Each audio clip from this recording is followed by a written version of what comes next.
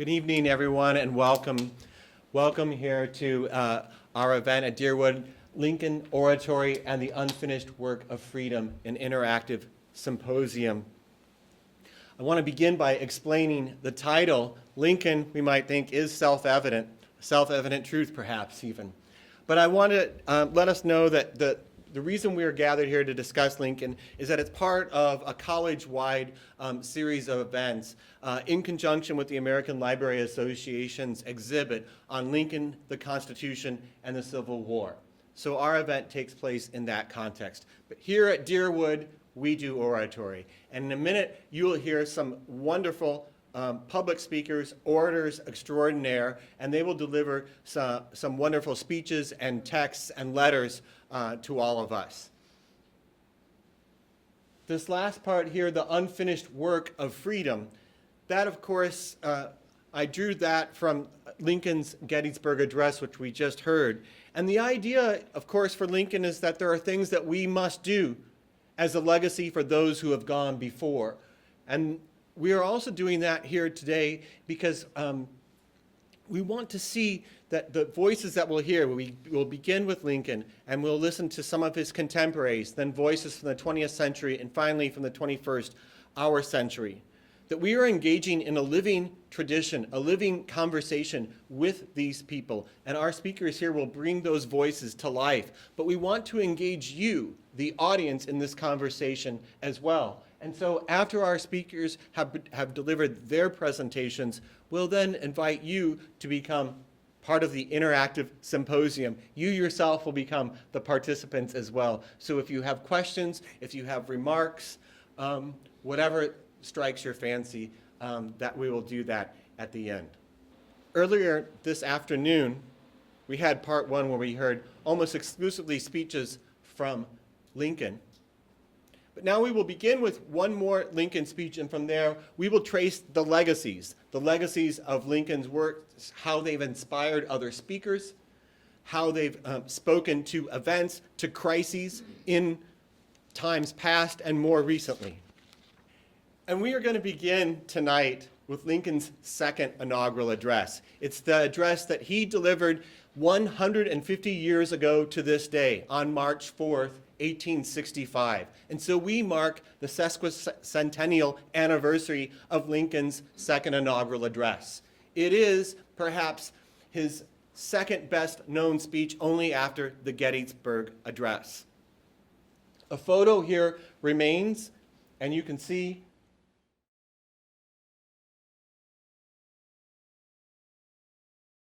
in this second inaugural, what makes it so well known is not simply the lovely image here, but rather the themes that he addresses. The United States has just gone through 4 years of war, a war that would ultimately take some 600,000 lives. And in this speech, we return to it still now because it is a landmark statement of Lincoln's views on slavery, on the war, and indeed on religion. He begins by remarking that slavery was the cause of war. To extend and perpetuate slavery was the cause for which the South fought, according to Lincoln, whereas the North sought only to stop its further expansion westward. But after 4 years of war, Lincoln also turned to the God of the Old Testament. He spoke then of divine judgment. And it was a judgment meted out not to one section or another section, but it was a judgment meted out to North and South alike for their complicity in the sin of slavery. And finally, as our speaker will bring this speech to life, we will hear in one of the most moving passages that Lincoln calls upon his audience, the American people, and all who reside here, to come together to bind up the nation's wounds and to establish a lasting and perpetual peace. Wesley Evans now will present this speech for us, and that's what we will begin with this evening.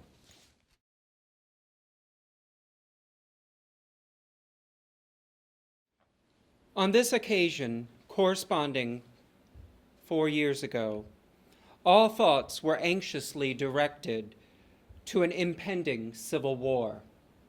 All dreaded it. All sought to avert it.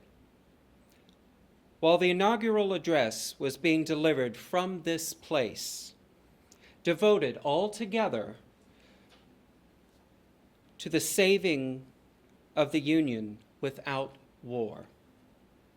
Insurgent agents were in the city, seeking to dissolve the war and to divide efforts and to divide effects by negotiation. Both parties deprecated war, but one of them would make war rather than let the nation survive. And the other would accept war rather than let it perish. And the war came. 1/8 of the whole population were slaves, not distributed generally over the Union, but localized in the southern part of it. These slaves constituted a powerful interest. All knew that this interest was somehow the cause of the war. To strengthen, perpetuate, and extend this interest was the object for which the insurgents would rend the Union, even if by war. While the government claimed no right to do more than restrict the territorial enlargement of it. Neither party expected for this war the magnitude or the duration which it had attained.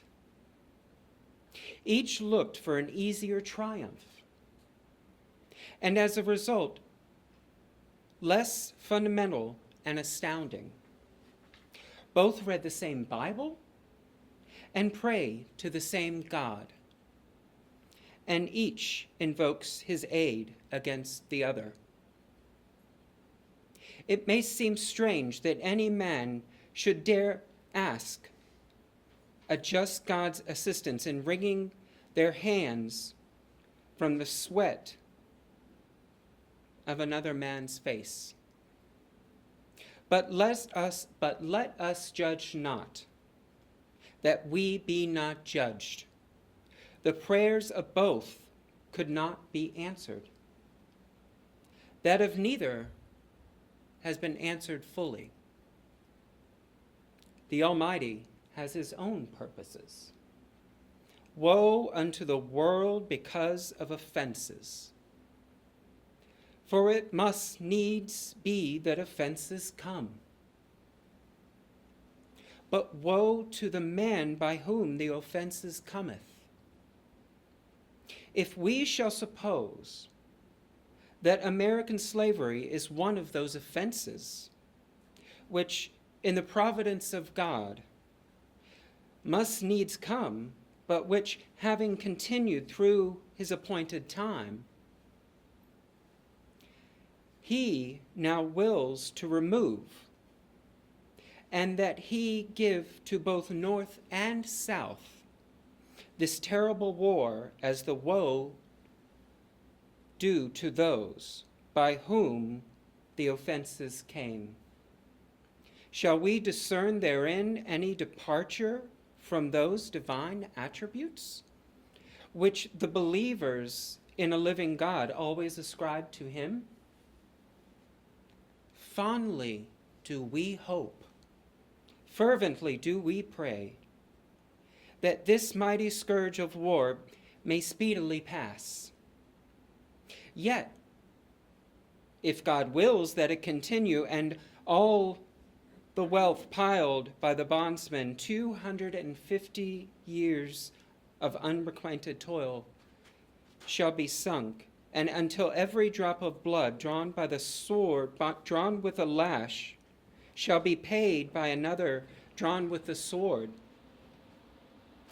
As was said 3,000 years ago, so still must it be said. The judgments of the Lord are true and righteous altogether, with malice towards none, with charity for all, with firmness in the right as God gives us to see. Let us strive on to finish the work we are in, to bind up the nation's wounds, to care for him who shall have borne the battle and his widow and for his orphan, to do all which may achieve and a just and lasting peace among ourselves and with all nations. Thank you.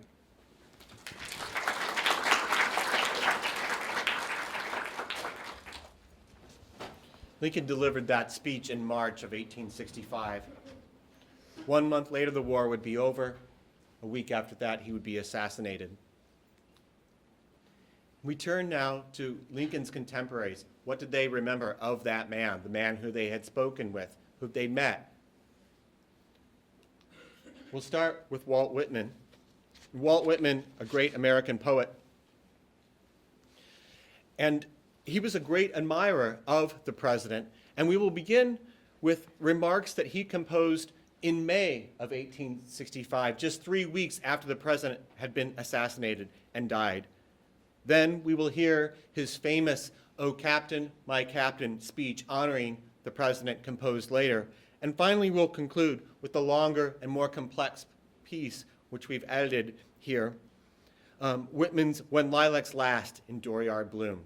We'll have 3 speakers, each speaking one of these poems and collected by Walt Whitman himself in memories of President Lincoln. So I ask you to welcome then Malia O'Shea, Lauren Roof, and Ashley Weaver.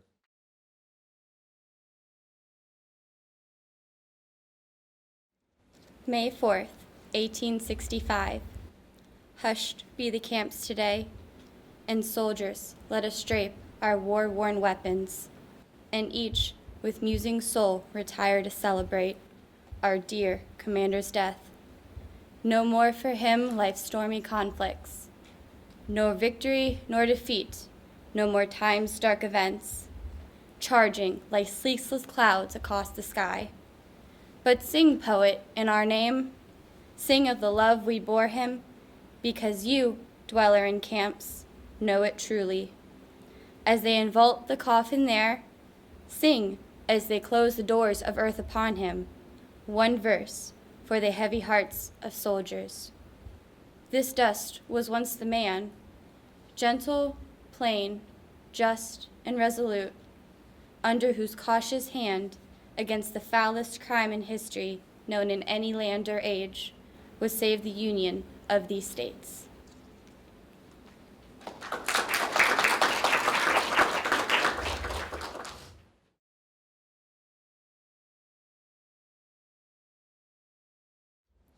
Walter Whitman was an American poet in the 19th century. He was a humanist and was also known to be a great admirer of Abraham Lincoln, whom he felt embodied the American virtues. Lincoln's assassination led to many mourns and griefs, while it inspired Whitman to write. In honor of Lincoln, Whitman wrote the poem, "O Captain, My Captain." The memorable poem stands as an extended metaphor. The fallen captain refers to Lincoln and the captain of the ship that is the United States, who has braved through the tough storm of the Civil War. O Captain, my captain, our fearful trip is done. The ship has weathered every wrack, the prize we sought is won. The port is near, the bells I hear, the people all exulting. With follow eyes and steady keel, the vessel grim and daring. But oh heart, heart, heart, oh the bleeding drops of red, where on the deck my captain lies, fallen, cold and dead. O Captain, my captain, rise up and hear the bells. Rise up, for you the flag is flung, for you the bugle trills. For you the bouquets and ribbon wreaths, for you the shores a-crowding. For you they call, the swaying mass, their eager faces turning. Here, Captain, dear father, this arm beneath your head. It is some dream that on that deck you've fallen cold and dead. My captain does not answer. His lips are pale and still. My father does not feel my arm. He has no pulse nor will. The ship is anchored, safe and sound, its voyage closed and done. From fearful trip, the vector ship comes in with object one. Exult, O shores, and ring, O bells, but I, with mournful tread, walk the deck, my captain lies, fallen, cold, and dead.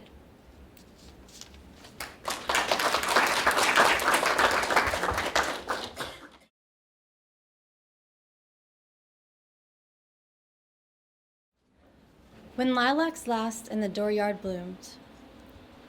When lilacs last and the dooryard bloomed, and the great star early drooped in the western sky, in the night I mourned and yet shall mourn with ever-returning spring. Ever-returning spring, Trinity sure to me you bring.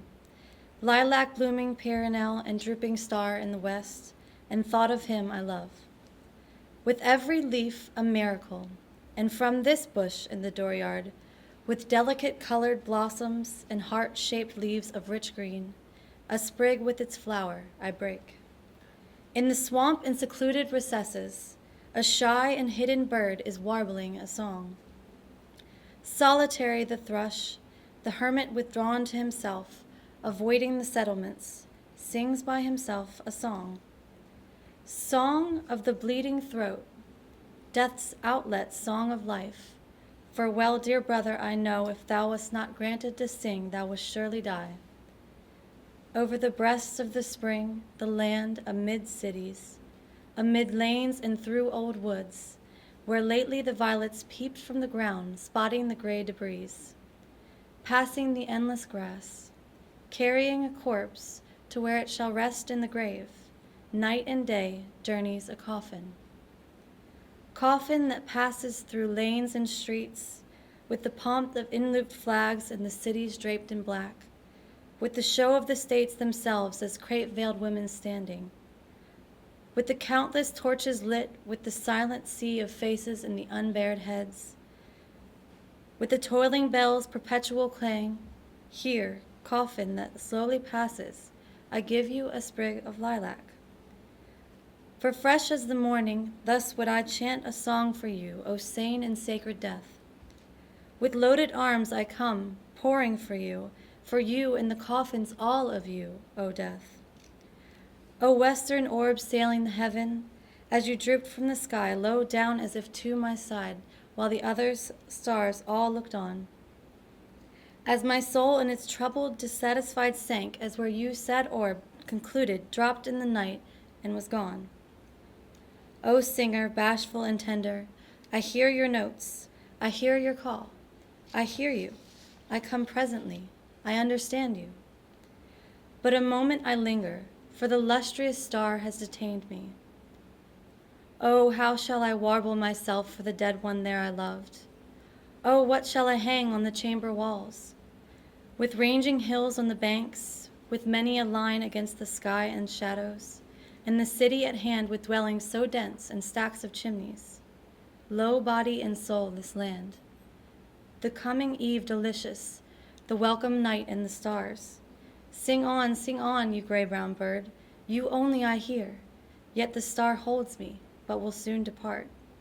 Yet the lilac with mastering odor holds me.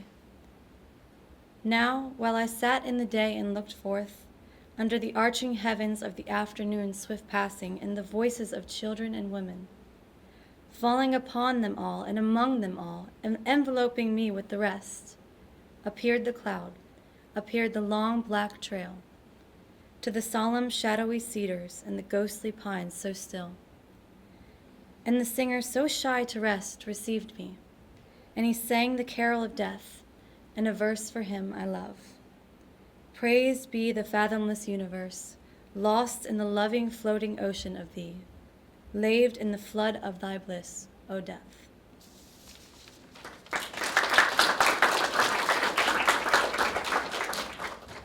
Of course, we must recognize there are many ways to remember. Some were marked by melancholy. Others, though, sought to do justice to the complexity of the man himself, Lincoln, who is at once spokesperson and advocate for persons of color, but who also spoke for for white America and often valued white America and placed their needs above those of free persons or persons of color. 10 years after Lincoln died, free persons of color erected a monument in Lincoln Park in Washington, D.C. And the featured speaker was one of the 19th century's best, Frederick Douglass. And here in the speech that we will present for you today, you will see these two sides, the two faces of Lincoln, and we'll see Douglass in typical Douglass form give powerful expression to both. A president who at once explicitly favored white over black, and yet the same president who freed and thereby championed persons of all color. We were going to have two speakers. The text is that complex. And we will start with Kimberly Thatch, and Eric Cruz will then read the second half, if both of you'd like to come up now.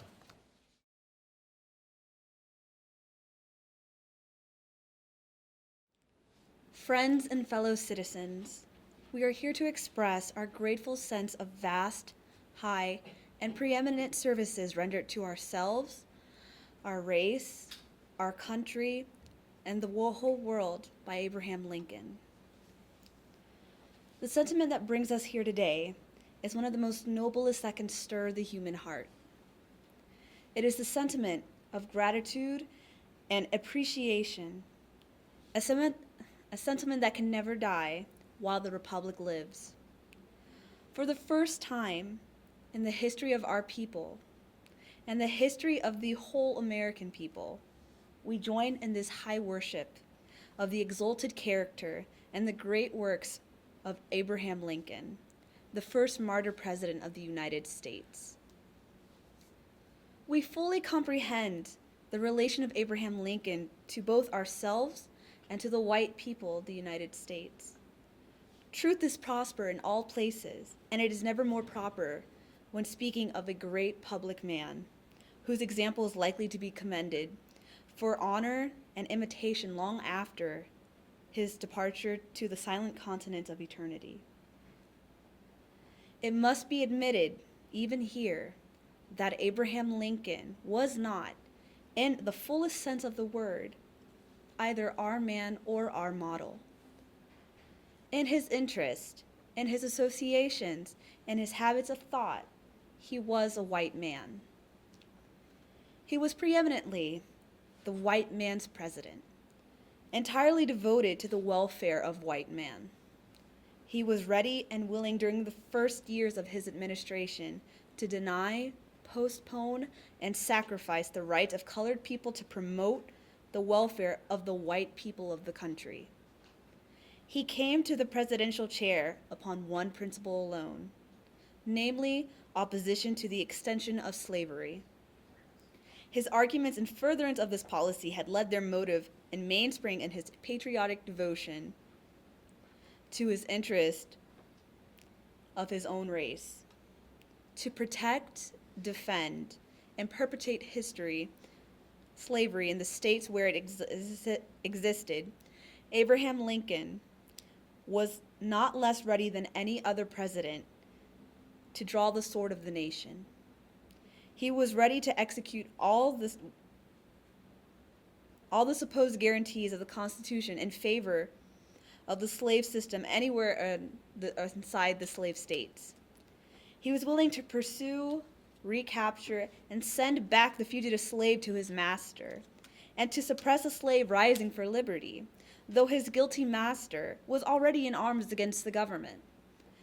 The race which we belong were not special objects of his consideration.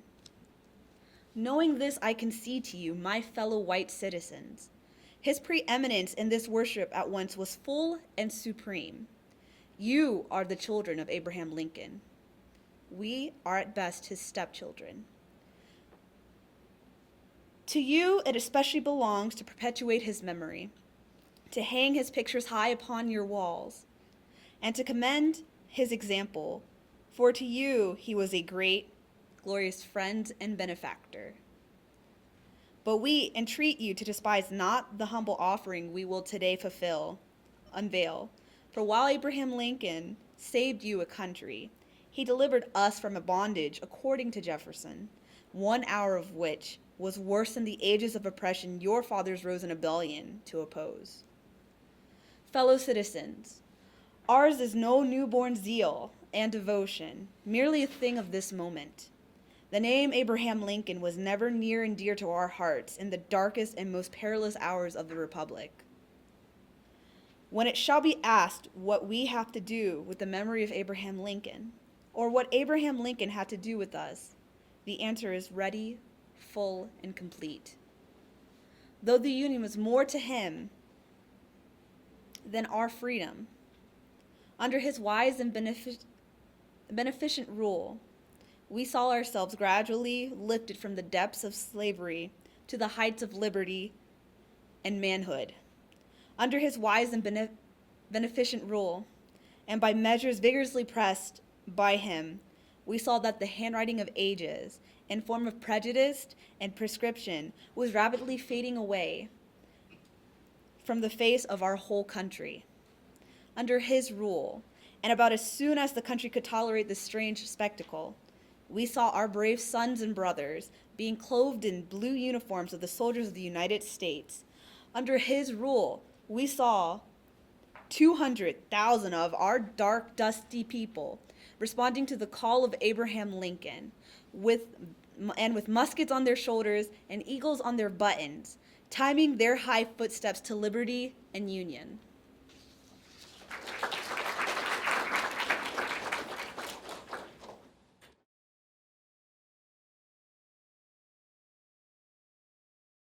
Under his rule, we saw the independence of the Black Republic of Haiti, the special object of slaveholding aversion and horror, fully recognized in her minister, a colored gentleman, duly received here in the city of Washington. Under his rule, we saw the internal slave trade and slavery abolished in the District of Columbia. Under his rule, we saw for the first time the law enforced against the foreign slave trade, and the first slave trader hanged like any other pirate or murderer. Under his rule, assisted by the greatest captain of our age, we saw the Confederate States, based upon the idea that our race must be slaves, and slaves forever, battered to pieces and scattered to the four winds. Under his rule, and in the fullness of time, we saw Abraham Lincoln pennying the immortal paper, making slavery forever impossible in the United States. Though we waited long, we saw all this and more. Can any colored man or any white man friendly to the freedom of all men ever forget the night which followed the first day of January 1863, when the world was to see if Abraham Lincoln would prove to be as good as his word?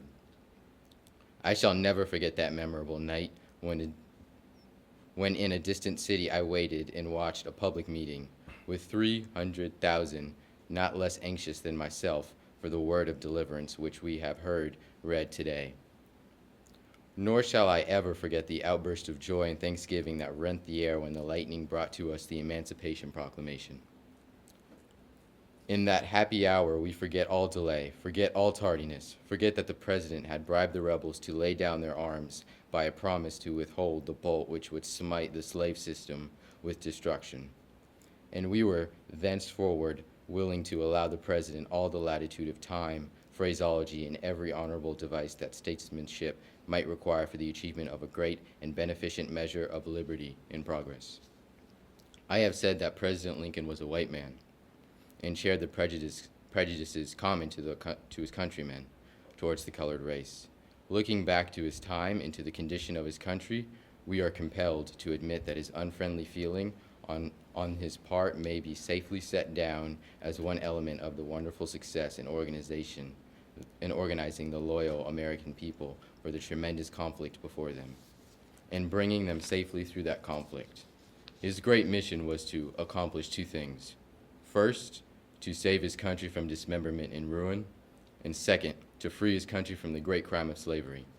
To do one or the other, or both, he must have the earnest sympathy and powerful cooperation of his loyal fellow countrymen.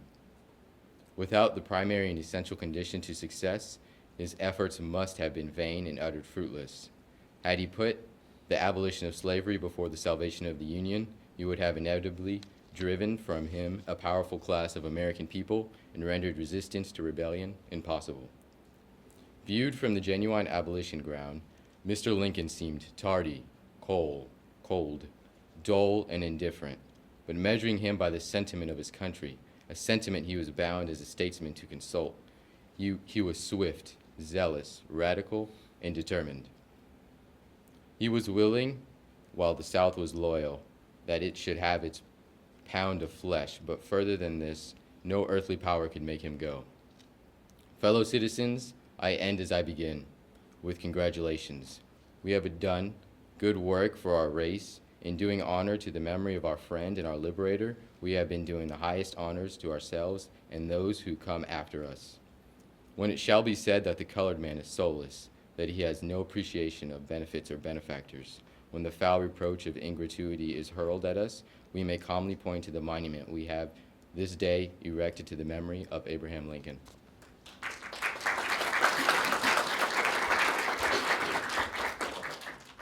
Of course, the challenges, the unfinished work remains and remained.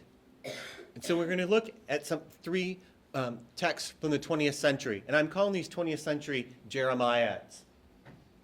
And the rhetoric and communication professor in me must come out sometime, and this is that moment. What is this Jeremiad of which I speak? Well, Jeremiah was an Old Testament prophet. And during the Babylonian captivity, he spoke to his people, the Jews, a chosen people. And so many American orators and speakers have looked to this same tradition and adapted it. And scholars of rhetoric, communication, have called this the American Jeremiad. And it has three parts. It says, America is a chosen people with chosen founding principles like liberty and equality. But America, and this is point 2, has sinned. It has turned from these principles. It has failed to realize the promise. But if you turn from this, then you can realize the promise of America. And that is the third point of these Jeremiads, the promise of a noble and glorious future. And we will hear 3 Jeremiads then. Jeremiads that point out America's founding principles, how it has failed, and yet what America can become. We begin with a 20th century poet, Langston Hughes, but we are going to hear an original piece for the first time presented to the public. And that is by Camera Guthman. And she is taking a poem of Langston Hughes, Let America Be America Again, classic Jeremiad. And she is providing her own meditation, her own interpretation of this text for us this evening. So, Cammie?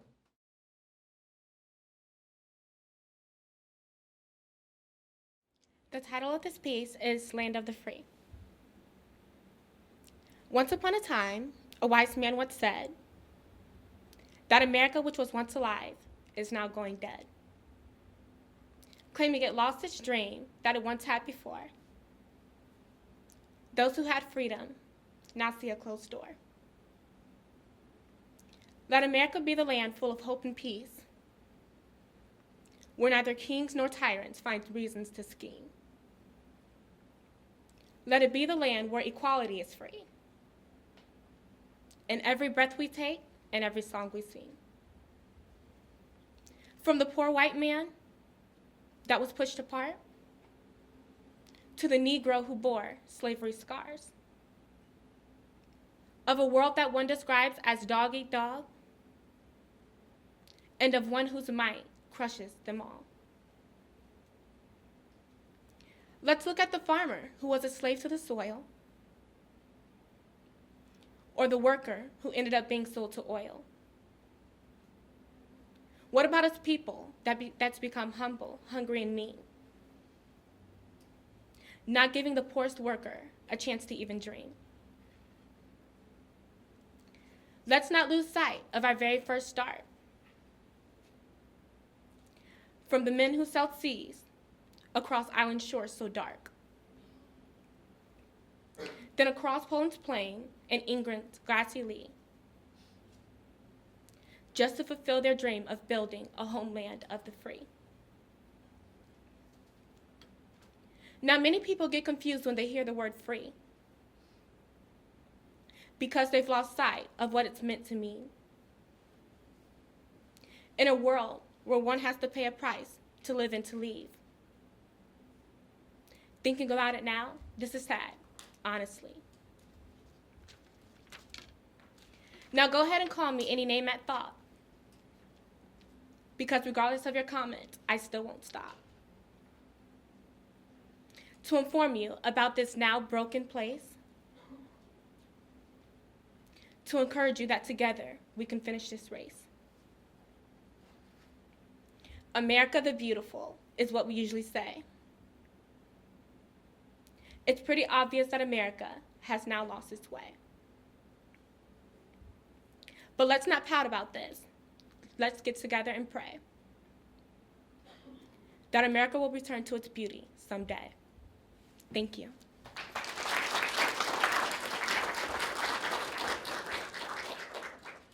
Next, we'll hear from the great 20th century writer James Baldwin.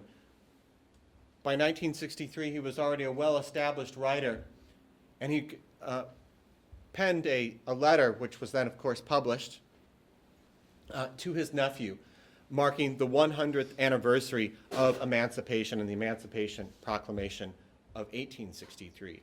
And that will be presented here by Nikki Ercolino. Nikki.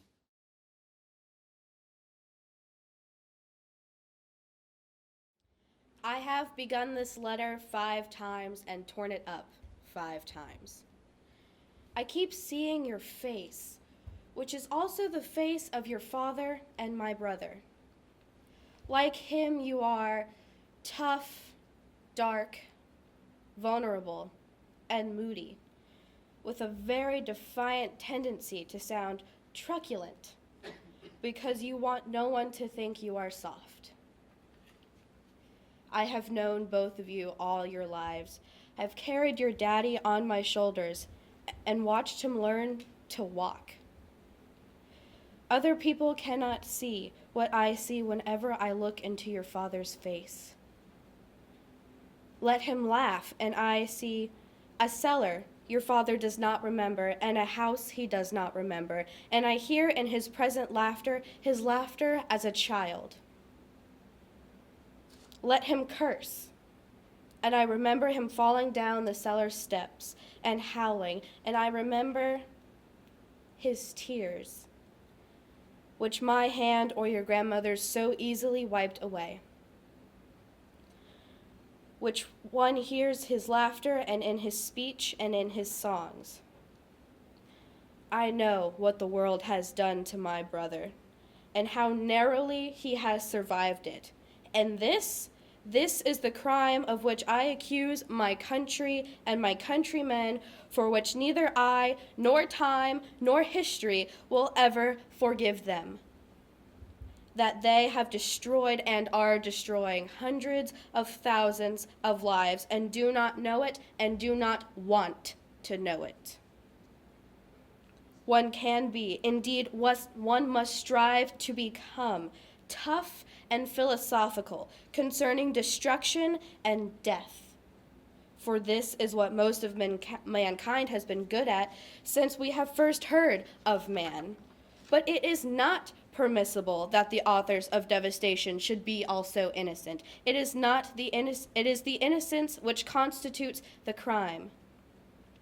Now, my dear namesake, these innocent and well-meaning people, your countrymen, have caused you to be born under conditions not very far removed from those described for us by Charles Dickens in the London of more than 100 years ago.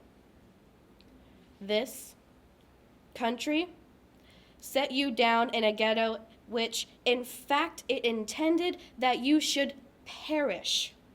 Let me spell out precisely what I mean by that, for the heart of the matter is here, and the root of my dispute of my country. You were born where you were born, and faced the future that you faced because you were black, and for no other reason. The limits of your ambition were expected to be set forever. You were born in a society that spelled out with brutal clarity that you were a worthless human being. You were not expected to aspire to excellence. You were expected to make peace with mediocrity. Wherever you have turned, James, you have been told what you could do and where you could do it and whom you could marry. I know that your countrymen do not agree with me about this, and I hear them saying, "You exaggerate." They do not know Harlem, and I do. So do you. Take no one's word for anything, including mine, but trust your experience. Know whence you came and know whence you came. There is literally no limit to where you can go. There is no reason for you to try to become like white people, and there is no basis whatever for their impertinent assumption that they must accept you. The really terrible thing, old buddy, is that you must accept them. And I mean that very seriously. You must accept them with love. For these innocent people have no other hope. They are still trapped in a history which they do not understand, and until they understand it, they cannot be released from it. They have had to believe for so many years, for innumerable reasons, that black men are inferior to white men. Many of them indeed know better, but as you will discover, people find it difficult to act on what they know. But these men are your brothers, your lost, younger brothers. And if the word integration means anything, this is what it means, that we, with love, shall force our brothers to see themselves as they are, to cease fleeing from reality, and to begin to change it. For this is your home, my friend. Do not be driven from it. Great men have done great things here and will again. And we can make America what America must become. It will be hard, James. You know, and I know, that the country is celebrating 100 years of freedom, 100 years too soon. Thank you.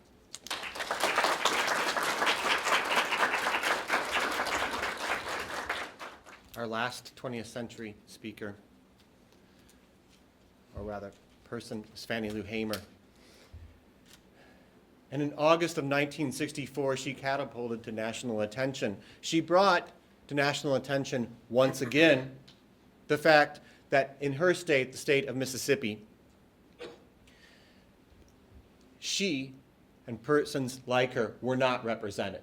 She and persons like her, civil rights leaders, challenged the all-white Democratic Party of Mississippi. And for that challenge, she was subject to torture, to physical abuse. And she went to the Democratic National Convention in '64 to have her party and her party represent the true representatives from Mississippi. And in this speech, televised at the time, she details what she experienced just through the desire to vote. Jacinda Liggins will present that speech for us now.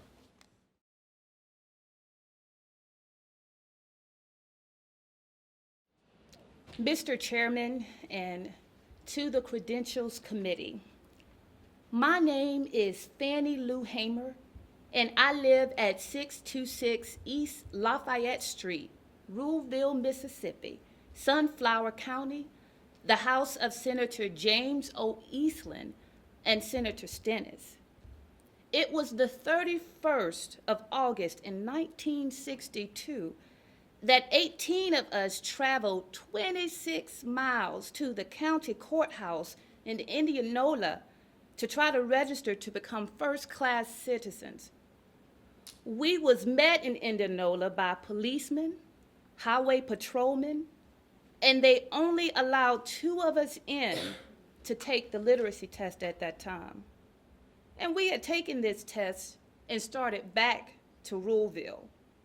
We was held up by the city police and the city and the state highway patrolmen, carried back to Indianola, where the bus driver was charged with driving a bus the wrong color.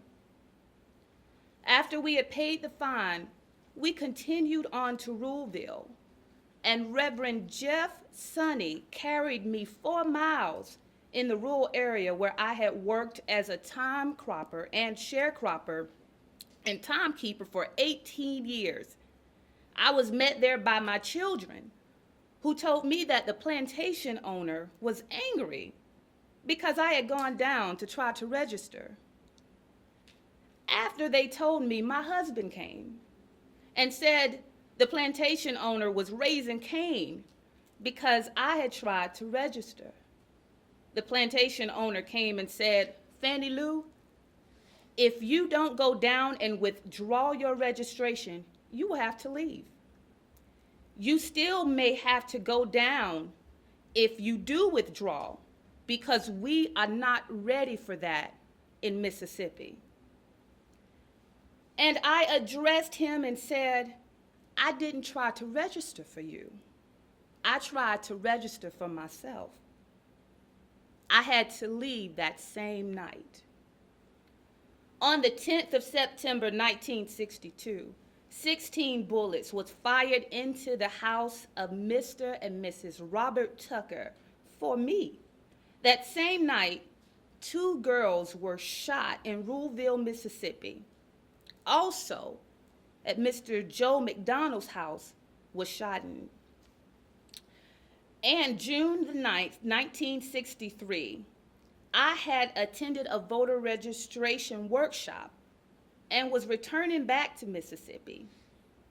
10 of us were traveling by the Continental Trailway bus.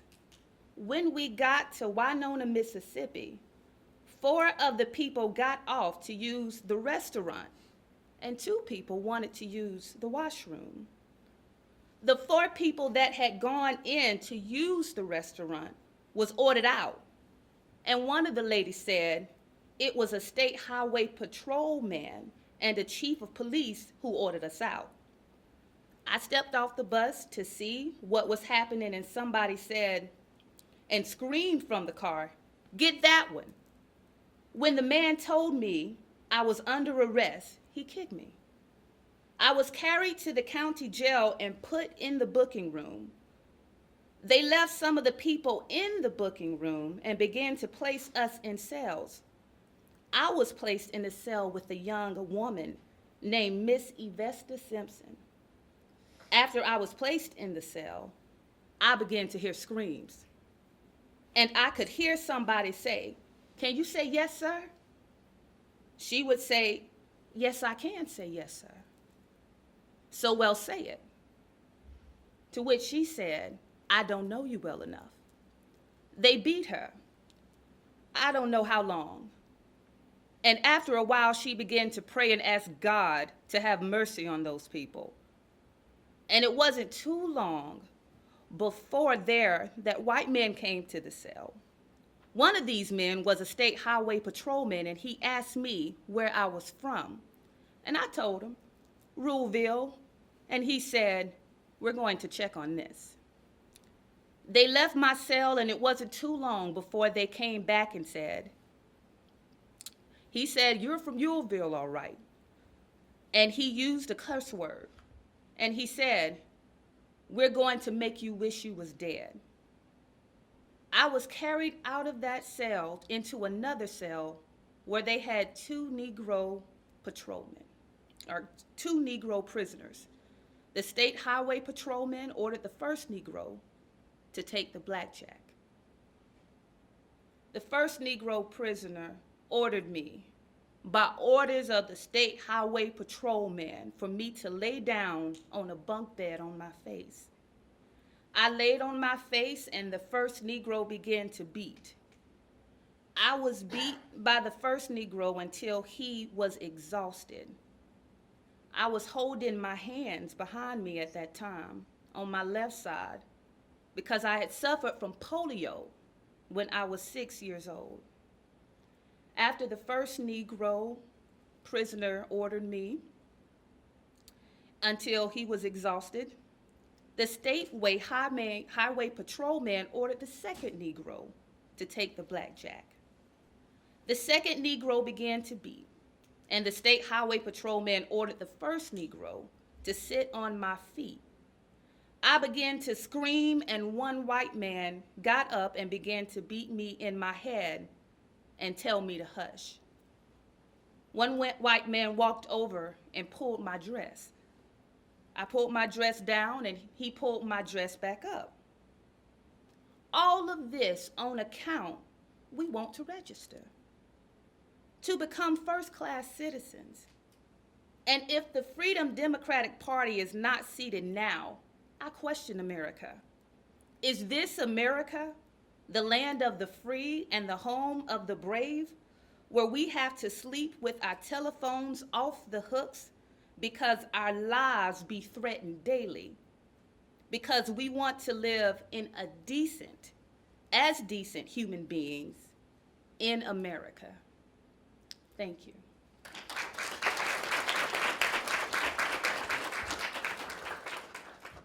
Finally, this evening, we turn to our last speaker, and we return to where we began earlier at 4 o'clock. At 4 o'clock, we had a speech from Lincoln, the House Divided speech.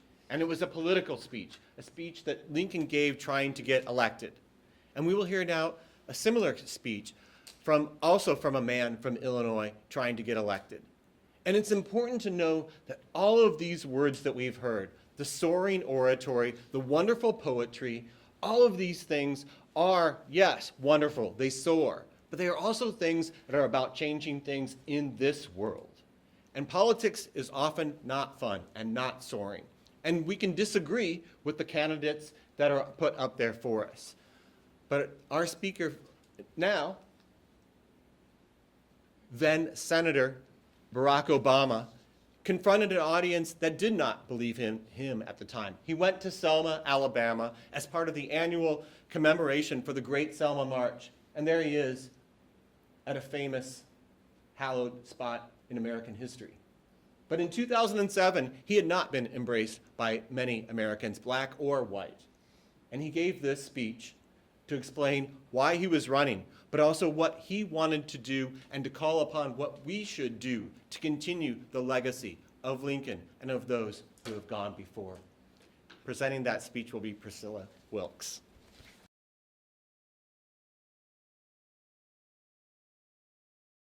Greetings.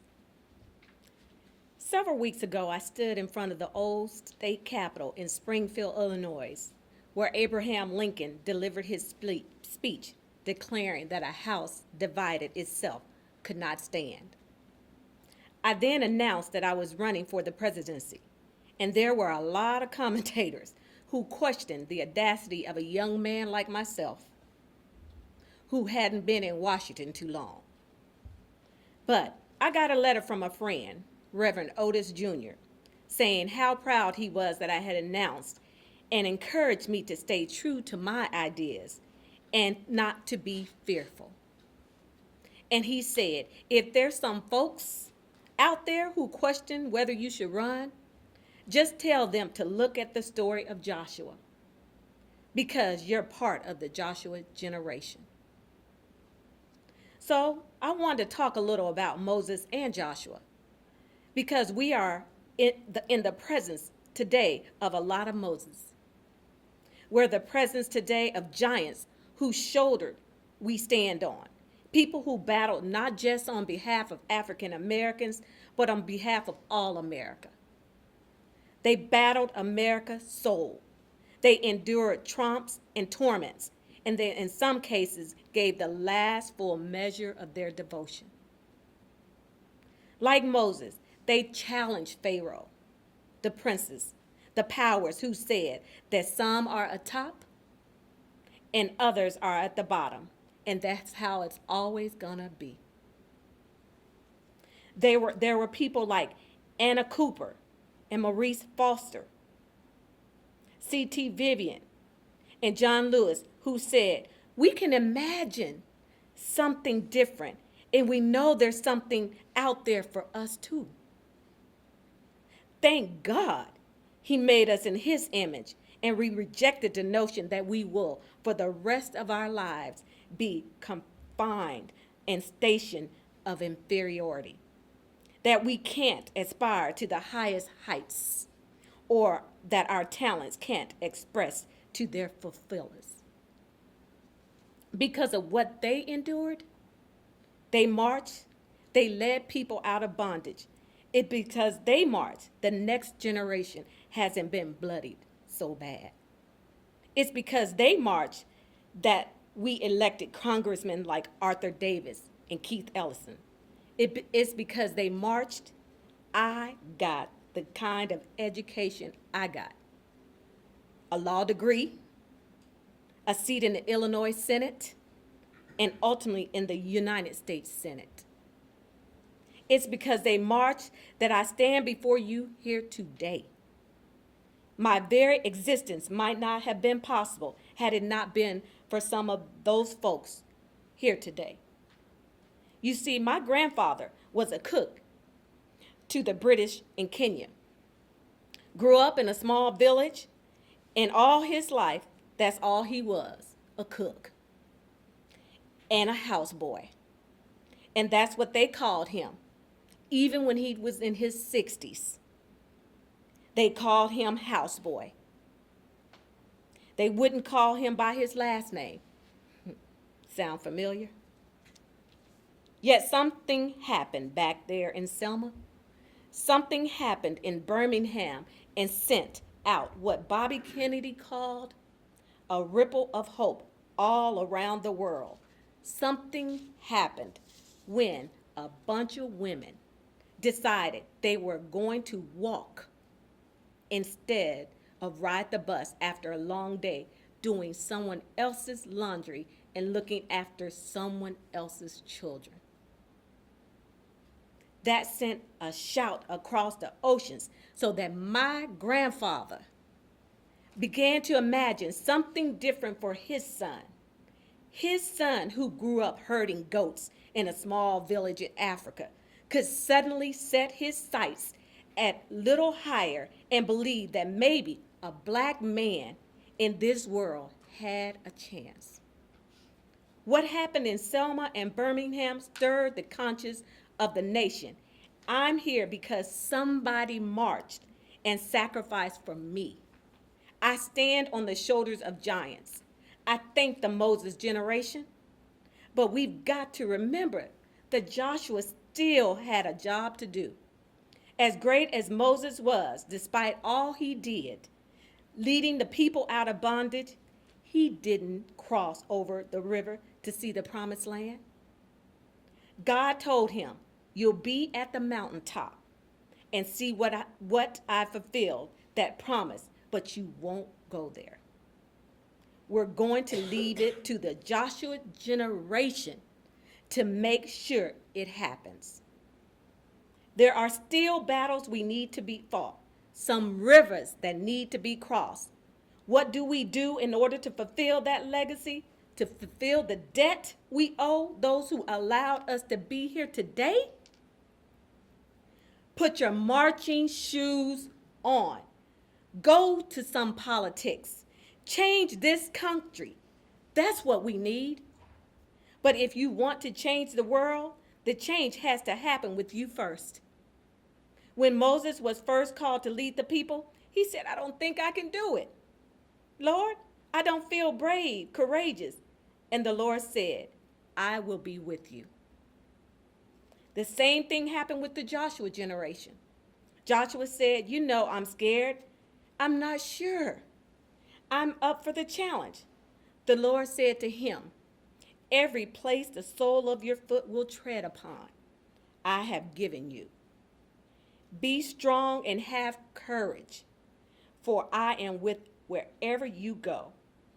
It's a prayer for journey, a prayer that kept a woman in her seat when the bus driver told her to get up. A prayer that led 9 children through the doors of Little Rock School. A prayer that carried our brothers and sisters over a bridge here in Selma, Alabama. The bridge was crossed by blacks and whites, northerners and southerners, teenagers and children. They wanted to take those steps together.